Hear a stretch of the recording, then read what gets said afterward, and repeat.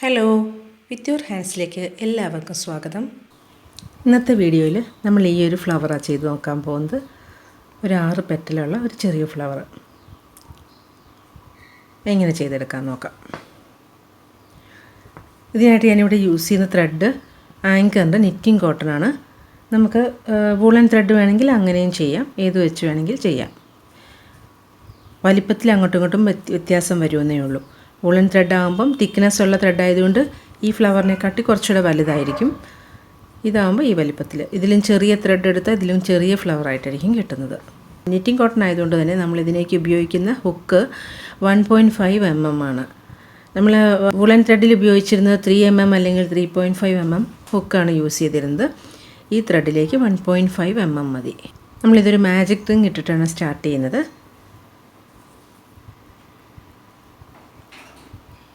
Magic ring ചെയ്തത് എങ്ങനെയാണെന്നുള്ളതിൻ്റെ tutorial കഴിഞ്ഞ വീഡിയോയിൽ ഞാൻ ഇട്ടിട്ടുണ്ട്. ലിങ്ക് ഞാൻ ഡിസ്ക്രിപ്ഷനിലും അതുപോലെ ഐ കാർഡിലും ഇട്ടേക്കാം. അത് കണ്ടിട്ടില്ലാത്തവർ അതൊന്ന് പോയി കണ്ടാൽ നന്നായിരിക്കും. നമ്മുടെ മാജിക് റിങ് ഇവിടെ റെഡി ആയിട്ടുണ്ട്. നമുക്കത് വലിച്ച് നമ്മുടെ കയ്യിൽ പിടിക്കാൻ പാകത്തിനുള്ള റിങ് ആക്കി കയ്യിൽ പിടിക്കാം. വലിച്ചാൽ ടൈറ്റ് ആകുമല്ലോ. അപ്പോൾ നമുക്കൊരു ഈ ഒരു വലിപ്പത്തിലാക്കി കയ്യിൽ പിടിക്കാം. എന്നിട്ട് നമുക്കിനി ഈ റിങ്ങിലാണ് നമ്മൾ സ്റ്റിച്ചസ് ചെയ്യാൻ പോകുന്നത്. ഇതിൻ്റെ ഫസ്റ്റ് റോ നമ്മൾ ചെയ്യാനായിട്ട് സിംഗിൾ ക്രോഷയാണ് ചെയ്യുന്നത്. അപ്പോൾ സിംഗിൾ ക്രോഷ ചെയ്യാനായിട്ട് നമുക്ക് ആദ്യം സ്റ്റാർട്ടിങ്ങിൽ ഒരു ചെയിൻ ഇടുക. അതായത് സിംഗിൾ ക്രോഷയുടെ ഹൈറ്റാണ് നമ്മൾ ഈ ഒരു ചെയിൻ ഇട്ടത്. എന്നിട്ടിനി സിംഗിൾ ക്രോഷ ചെയ്യാം. അതിനായിട്ട് ഉള്ളിലൂടെ ഇതുപോലെ കടത്തി ത്രെഡ് ഒന്ന് വലിച്ചെടുക്കുക. വീണ്ടും ത്രെഡ് ഒരു തവണ ചുറ്റി വീണ്ടും വലിച്ചെടുക്കുക. ഇതുപോലെ നമുക്ക് 6 സിംഗിൾ ക്രോഷിയാണ് ഈ റൗണ്ടിൽ ചെയ്യേണ്ടത്. സിംഗിൾ ക്രോഷിയും ഡബിൾ ക്രോഷിയൊക്കെ ചെയ്യുന്നതിൻ്റെ ട്യൂട്ടോറിയൽ വീഡിയോ ബിഗിനിങ് സ്റ്റിച്ചസ് എല്ലാം കൂടെ ആയിട്ട് ഇട്ടിട്ടുണ്ട്. അപ്പോൾ സ്റ്റിച്ചസ് ഞാൻ ഈ വീഡിയോയിൽ കാണിച്ചാൽ ഒരുപാട് ലെങ്ത്ത് കൂടിപ്പോവും. അതുകൊണ്ട് സ്റ്റിച്ച് നോക്കേണ്ടവർക്ക് ആ വീഡിയോ ഒന്ന് പോയി കണ്ടാൽ മതി. അതിൻ്റെ ലിങ്ക് ഞാൻ ഡിസ്ക്രിപ്ഷനിലും അതുപോലെ ഐ കാർഡിലും ഇട്ടേക്കാം.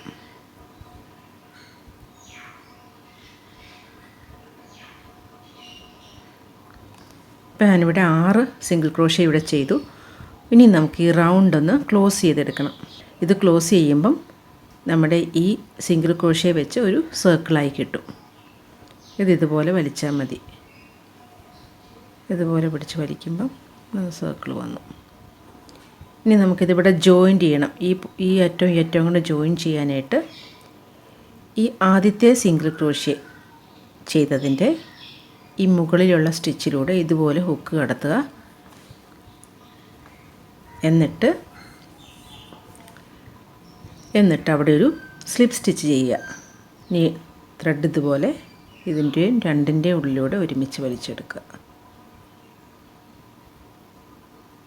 അപ്പോൾ അതവിടെ ജോയിൻ്റ് ആയിട്ടുണ്ട്. നമ്മുടെ ചെറിയൊരു സർക്കിൾ വന്നു. അപ്പോൾ ഇതാണ് നമ്മുടെ ഫസ്റ്റ് റൗണ്ടായിട്ട് വരുന്നത്. ഇതിൻ്റെ മുകളിലേക്ക് അടുത്ത റൗണ്ട് ചെയ്യും.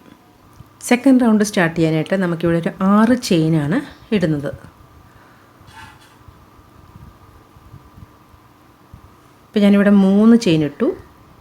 ഈ 3 ചെയിൻ എന്ന് പറയുന്നത് നമ്മളിനി അടുത്ത റൗണ്ടിൽ ചെയ്യാൻ പോകുന്ന ഡബിൾ ക്രോഷയാണ്. ആ ഡബിൾ ക്രോഷയുടെ ഹൈറ്റാണ് ഇവിടെ 3 ചെയിൻ ഇട്ടത്.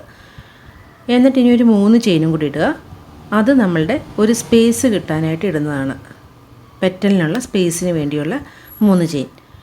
അങ്ങനെ നമ്മൾ ഇവിടെ ഒരു 6 ചെയിനാണ് ഇപ്പോൾ ഇട്ടിരിക്കുന്നത്. ഇനി നമുക്ക് ഡബിൾ ക്രോഷ ചെയ്യാം. ഡബിൾ ക്രോഷ ഇനി അടുത്തത് ചെയ്യുന്നത് ഇപ്പോൾ തയ്ച്ച സ്റ്റിച്ചിൻ്റെ തൊട്ടടുത്ത സ്റ്റിച്ചിൽ കുത്തിയിട്ട് ഡബിൾ ക്രോഷ ചെയ്യുക.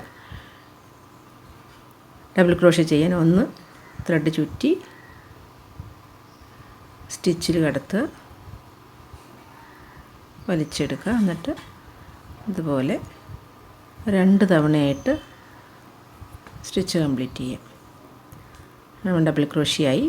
ഇപ്പോൾ ഇത് കണ്ടാൽ മനസ്സിലാകും ഈ ഡബിൾ ക്രോഷിയുടെ വലിപ്പത്തിലാണ് നമ്മളിവിടെ 3 ചെയിൻ ഇട്ടത്.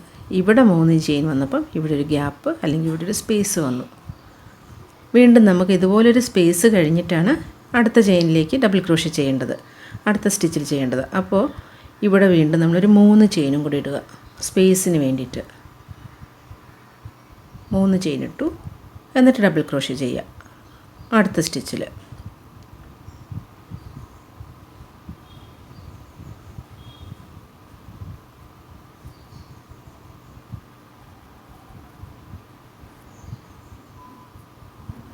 വീണ്ടും 3 ചെയിൻ ഇടുക,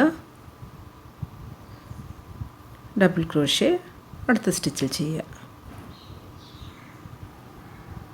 ഇങ്ങനെ ഇത് മുഴുവൻ കംപ്ലീറ്റ് ചെയ്തെടുക്കണം. നമുക്കിവിടെ 6 പെറ്റലാണ് വരേണ്ടത്. അപ്പോൾ ഇവിടെ അറ്റം വരെ നമുക്കിതുപോലെ കംപ്ലീറ്റ് ചെയ്തെടുക്കാം.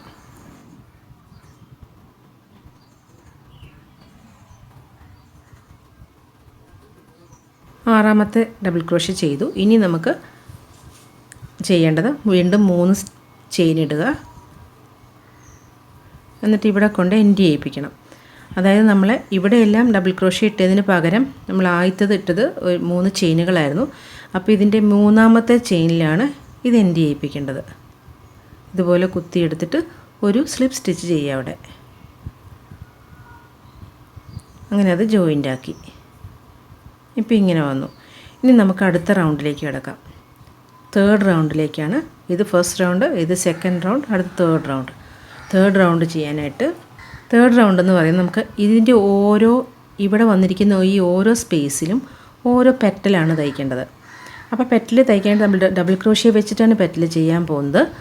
അപ്പോൾ അതിനു മുമ്പ് നമുക്ക് ഈ പെറ്റൽ സ്റ്റാർട്ട് ചെയ്യേണ്ടത് ഈ ഗ്യാപ്പിൻ്റെ ഉള്ളിൽ നിന്നും അവസാനിക്കേണ്ടതും ഈ ഗ്യാപ്പിൻ്റെ ഉള്ളിൽ തന്നെയാണ്. അപ്പോൾ അതിന് വേണ്ടി ഇപ്പം നമ്മുടെ ലൂപ്പ് നിൽക്കുന്നത് ഇവിടെയാണല്ലോ.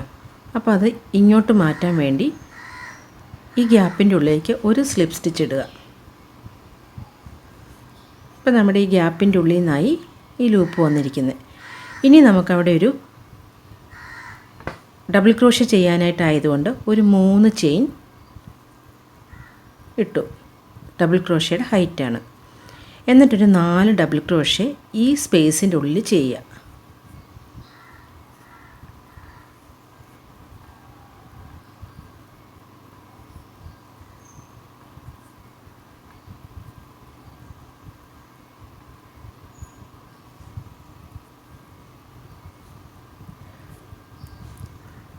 നാല് ഡബിൾ ക്രോഷേ ചെയ്തു. ഇനി നമുക്ക് ഈ താഴെ ഇതിൻ്റെ ഉള്ളിൽ തന്നെ വന്ന് അവസാനിക്കണം. അപ്പോൾ അതിന് വേണ്ടി ഒരു 3 ചെയിൻ വിട്ടിട്ട് താഴേക്ക് വരിക. 3 ചെയിൻ ഇവിടെ ചെയ്യുക. താഴേക്ക് വന്നു. ഇതിൻ്റെ ഉള്ളിൽ വീണ്ടും ഒരു സ്ലിപ്പ് സ്റ്റിച്ച് ഇടുക.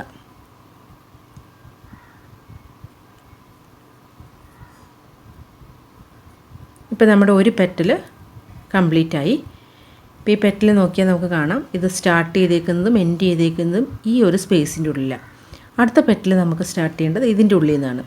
അപ്പോൾ അത് ഈ ലൂപ്പിനെ നമുക്ക് ഇവിടേക്ക് ആക്കാൻ വേണ്ടിയിട്ട് ഇതിൻ്റെ ഉള്ളിലൊരു സ്ലിപ്പ് സ്റ്റിച്ച് ചെയ്യുക. ഇനി ഇവിടുന്ന് അടുത്ത പെറ്റൽ സ്റ്റാർട്ട് ചെയ്യുക.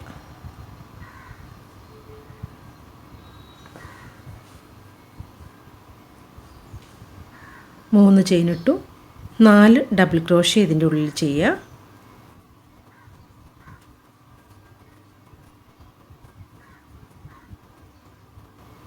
നാലെണ്ണം ചെയ്തു.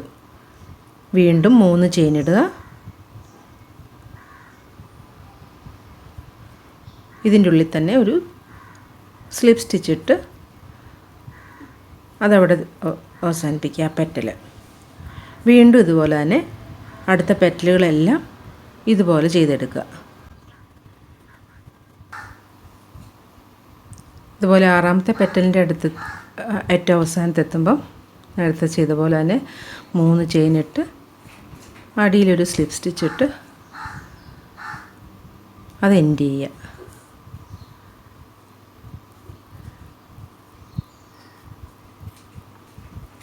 ഇനി നമുക്കിതിവിടെ കട്ട് ചെയ്യാം. കട്ട് ചെയ്തിട്ട് നമ്മുടെ ഈ വർക്കിംഗ് ത്രെഡില്ലേ അതങ്ങ് വലിച്ച് മാറ്റിയെടുക്കാം. എന്നിട്ട് നമുക്ക് ഈ ത്രെഡ് നമുക്കൊന്ന് ടൈറ്റ് ചെയ്യണം, വലിച്ച് ടൈറ്റ് ചെയ്യണം. അപ്പോൾ അതെപ്പോഴും ബാക്കിലേക്ക് പിടിച്ചങ്ങ് വലിച്ച് ടൈറ്റ് ചെയ്താൽ കെട്ടൊക്കെ വരുന്നത് ബാക്കിലേക്ക് പൊക്കോളും. ടൈറ്റ് ചെയ്തു.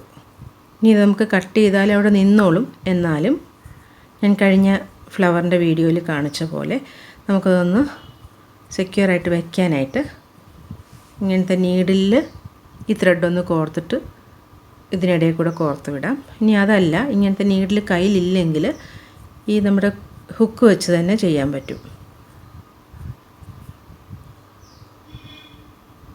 ഒരു 2-3 സ്റ്റിച്ചിനിടയിലൂടെ ഇതുപോലെ ഹുക്ക് കടത്തിയിട്ട് ഇത് പിടിച്ച് വലിക്കുക. വീണ്ടും അടുത്തൊരു 2-3 സ്റ്റിച്ചിൻ്റെ ഇടയിൽ കൂടെ.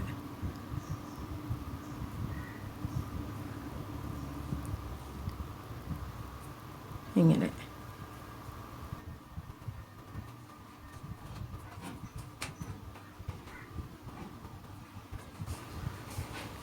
ഇത്രയും ചെയ്ത് കഴിഞ്ഞാൽ നമുക്കിതിൻ്റെ അറ്റത്തുനിന്ന് കട്ട് ചെയ്ത് കളയാം. തുമ്പ് ചേർത്ത് കട്ട് ചെയ്യാം. ഇനി അത് പുറത്തേക്ക് വരില്ല.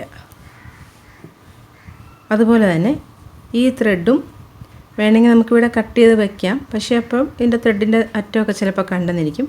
അത് വരാതിരിക്കാനായിട്ട് നമുക്കിതുപോലെ ഇതിനിടയിൽ കൂടെ കോർത്ത് വിടാം. ഇപ്പോൾ ഞാൻ നീഡിലിൽ കോർത്തിട്ടാണ് ചെയ്യുന്നത്. എങ്ങനെ വേണമെങ്കിൽ ചെയ്യാം. ഹുക്ക് വെച്ചിട്ടും വേണമെങ്കിൽ ചെയ്യാം. നീഡിലാകുമ്പോൾ ഇതുപോലെ ഇതിൻ്റെ ഉള്ളിൽ കൂടെ കടത്തിയാൽ മതി.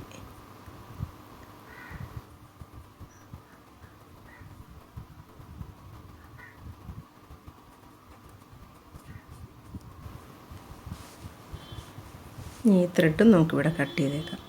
അപ്പോൾ ഇതിൻ്റെ ബാക്കും നല്ല നീറ്റായിരിക്കും. ഇങ്ങനെ ചെയ്താൽ നമ്മുടെ ഫ്ലവർ ഇവിടെ റെഡി ആയിട്ടുണ്ട്. വളരെ ഈസി ആയിട്ട് ചെയ്യാവുന്ന ഒരു ചെറിയൊരു ഫ്ലവറാണ്. ഇതുപോലെ ചെയ്തെടുത്തതാണ് ഇതെല്ലാം. പല ഷെയ്ഡിലും പല കളറിലും ഒക്കെ നമുക്ക് ചെയ്ത് ഡ്രസ്സിലൊക്കെ ഇപ്പോൾ ഈ കോട്ടൺ ത്രെഡ് വെച്ച് ചെയ്യുന്നതാണ് എപ്പോഴും ഡ്രസ്സിലേക്കൊക്കെ ചെയ്യാമെന്നുള്ളത് നല്ലത്. ഇപ്പോൾ ഉടുപ്പിലും അങ്ങനത്തേലൊക്കെ പിടിപ്പിക്കണമെങ്കിൽ നല്ലത് ഇങ്ങനത്തെ കോട്ടൺ ത്രെഡുകളാണ്. ആ സമയം ഇതിപ്പോൾ ഞാൻ വുളൻ ത്രെഡ് വെച്ച് ഈ സെയിം പാറ്റേൺ വുളൻ ത്രെഡിൽ ചെയ്തതാണിത്. ഇതാകുമ്പോൾ കുറച്ചുകൂടെ വലിപ്പം കൂടും. അത് നമുക്ക് കുട്ടികളുടെ ഹാറ്റ് അങ്ങനെയുള്ളതൊക്കെ ചെയ്യുമ്പോൾ ഈ വുളൻ ത്രെഡ് നല്ലതാണ്. ഇനി ഇതിലും ചെറുതായിട്ട് നമുക്ക് വേണമെങ്കിൽ പേൾ കോട്ടൺ ത്രെഡിലൊക്കെ ചെയ്താൽ ഇതിലും ചെറിയ ഫ്ലവർ ആയിരിക്കും കിട്ടുന്നത്. അപ്പോൾ ഈ വീഡിയോ എല്ലാവർക്കും യൂസ്ഫുൾ ആയെന്ന് കരുതുന്നു. അപ്പോൾ ഇഷ്ടമായെങ്കിൽ ഒന്ന് ലൈക്ക് ചെയ്യുകയും ചാനൽ സബ്സ്ക്രൈബ് ചെയ്യാത്തവരൊന്ന് സബ്സ്ക്രൈബ് ചെയ്യുകയും വേണം. അടുത്ത വീഡിയോയിൽ ഇതുപോലെ ക്രോഷ്യ വർക്കും അതുപോലെ ഹാൻഡ് എംബ്രോയിഡറി ഒക്കെ ആയിട്ട് വരാം. അടുത്ത വീഡിയോയിൽ കാണാം. Thank you.